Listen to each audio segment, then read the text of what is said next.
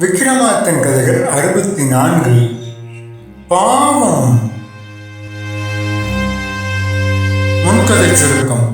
மீண்டும் ஒரு முறை வேதாளத்தை பிடித்து தன் தோளில் சுமந்து கொண்டு நடந்தான் விக்ரமாதித்தன்.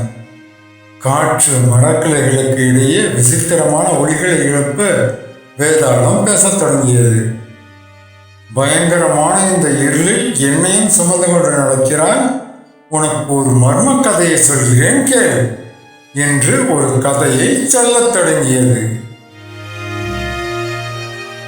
சத்தியபுரி என்ற நாட்டை வீரசேனன் என்ற மன்னன் ஆட்சி செய்து வந்தான். ஒரு நாள் ஒரு மந்திரவாதி வந்து, மன்னா, இந்த நாட்டில் ஒரு புதையல் இருக்கிறது, ஆனால் அது ஒரு சாபத்தால் மூடப்பட்டுள்ளது என்று கூறினான்.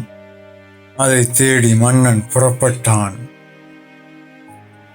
காட்டிற்குள் சென்ற மன்னன் ஒரு பெரிய சுனையை கண்டான்.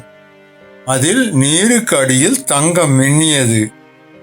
அவன் நீருக்குள் குதித்த போது தங்கம் இல்லை. அங்கு ஒரு கண்ணாடி பெட்டி இருந்தது. அதில் ஒரு முதியவர் இருந்தார். அவர் மன்னனை பார்த்து, நான் உன் கொள்ளு தாத்தாவுக்கு தாத்தா.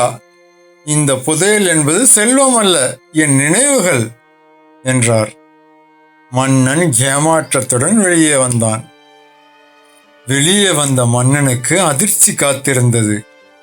அங்கே மந்திரவாதி இல்லை, மாறாக அங்கிருந்த காகம் மனித உருவம் கொண்டு, நான் தான் அந்த மந்திரவாதி, என் மந்திர சக்தியை இழந்தேன், என் சக்தியை மீட்க ஒரு மன்னனின் தியாகம் வேண்டும் என்றது. மன்னன் தன் வாளை உருவி தன் கையை கீறி இரத்தத்தை அந்த மந்திரவாதியிடம் அளித்தான். இரத்தம் பட்டதும் மந்திரவாதி மறைந்து மன்னனின் கையில் ஒரு பழைய வரைபடம் கிடைத்தது. அந்த வரைபடம் அவனை ஒரு குகைக்கு அழைத்து சென்றது. அங்கு மலை போல தங்கம் குவிந்திருந்தது. அவன் ஆசையோடு அதை தொட்டபோது தங்கம் அனைத்தும் மணலாக மாறியது. குகையின் சுவர்களில் அவனது வாழ்க்கையின் ஒவ்வொரு தவறும் ஓவியங்களாக தெரிந்தன. அவன் தன் வாழ்நாளில் செய்த அநீதிகள் அனைத்தும் அவனுக்கு திரையிட்டு காட்டப்பட்டன. அவன் தன் பேராசையை நினைத்து வெட்கி தலை குனிந்தான். அவன் குகையை விட்டு வெளியே வந்தபோது அங்கே ஒரு சிறுவன் அமர்ந்திருந்தான். அந்த சிறுவன், மன்னா, இது வெறும் சோதனை. நீ தங்கம் என்று தேடியது உன் தவறுகளைத்தான். இப்போது நீ தெளிவு பெற்று விட்டாய். இதோ உண்மையான புதையல் என்று கூறி ஒரு விதையை அவனிடம் கொடுத்தான். அந்த விதையை தன் நாட்டில் நட்டபோது அது நாடே செழிக்க வைக்கும் ஒரு கற்பக விருட்சமாக வளர்ந்தது. ஆனால் அந்த விதை பலன் கொடுக்க தொடங்கிய அதே நாளில் அந்த சிறுவன் காணாமல் போனான். கதையை நிறுத்திய வேதாளம், மன்னா, அந்த சிறுவன் யார்? மந்திரவாதியா அல்லது மன்னனின் மனசாட்சியா? அவன் ஏன் மறைந்தான்?